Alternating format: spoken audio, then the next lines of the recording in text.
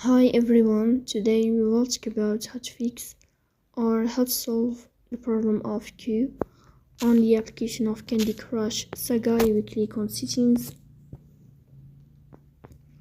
Here you will click on apps, default apps, app settings.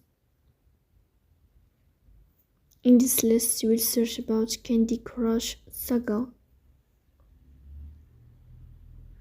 Here in this page of app info you will click on first stop and you will click OK. Then you will enter to the window of storage. Then you will click on clear cache. In the end you will turn off your phone and you will restart your phone again to fix that problem. So please don't forget to support us by like and subscribe. See you next time and thank you for your watching and your attention.